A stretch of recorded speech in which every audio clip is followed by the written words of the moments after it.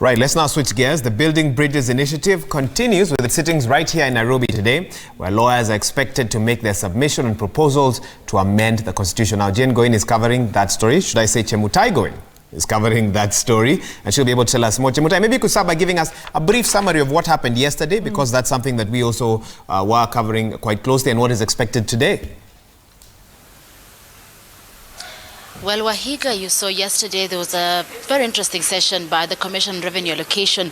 The dispute over shareable revenue between the two levels of government coming here to the Building Bridges task force. The Commission on Revenue Allocation are hoping that the BBI will address some of those issues, the root causes of the problems. Remember, they raised issues about the independence of the National Treasury, that despite the fact that the National Treasury was created to work for both levels of government, for the county government and the national government, it appeared to lean more towards the national government, actually saying that the PFM Act was unconstitutional because it is the PFM Act that sort of created the National Treasury as an annexure of the national government, and this making the National Treasury sort of making proposals that are working more so to the national government. We saw also suggestions on how issues of plundering of public monies in the counties can be addressed on the question of the equalization fund. CRA saying that they should come up, the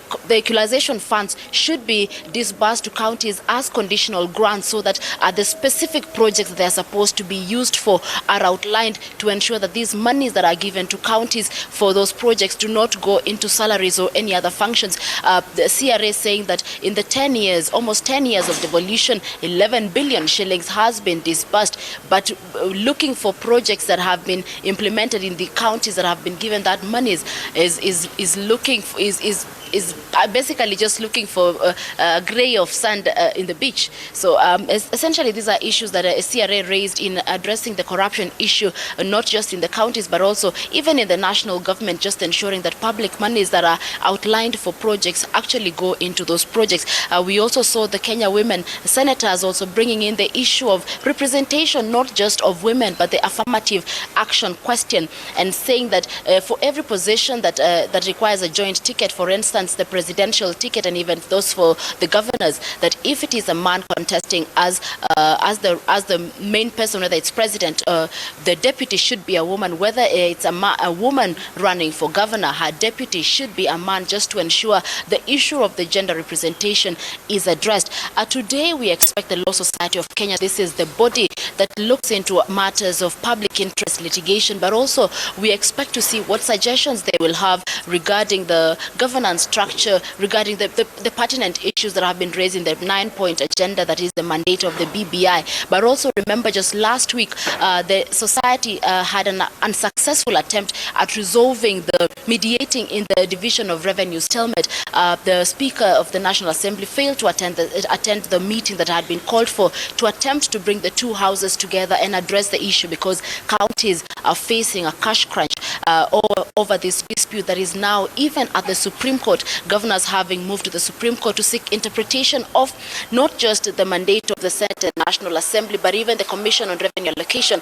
If the Commission makes suggestions on how much should be given to counties, how far can Treasury make amendments to that particular suggestion? These also having come up yesterday in the presentation by the Commission on Revenue Allocation, wanting the Building Bridges initiative in its final report to address these issues of how much, whether a decision that they give on how much goes to counties is binding, and if not binding, then how far can the National Treasury amend those suggestions? This is just part of the wider plan to cure this division of revenue stalemate that has over the years, year after year, always led to mediation, failed mediation, counties having to take or leave what they have been given. Remember, President Kenyatta told them, take it or leave it, 316 billion, take it or leave it.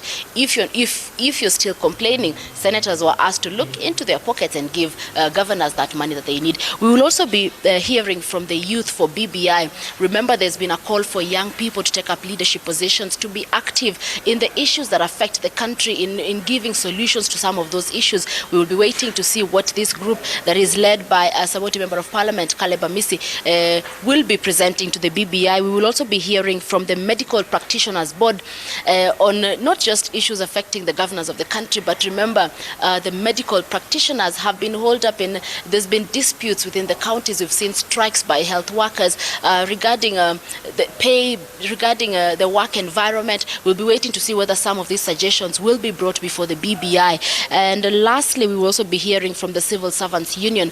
Remember, this is the second day of the home stretch sessions by the Building Bridges Task Force. It hopes to conclude its sittings this Friday before now retreating to draft its final report that will be presented late October or early September as per the chairperson of the BBI. And we will be waiting to see what sort of suggestions they will have made regarding not only the governance structure and the issues of corruption, the issues of inclusivity, whether there's need to change the structure of government to accommodate the different communities, just to ensure everyone feels that they have their share of the national cake. Looking forward to that particular report, but we will be bringing you the coverage of the sittings today and later in our subsequent bulletins. At 7 o'clock and 9 o'clock, we'll be giving you the comprehensive coverage of what transpired here at the Building Bridges Task Force sittings, and maybe later on tomorrow and even Friday at the conclusion of that particular session. Back to you, Wahiga, in studio.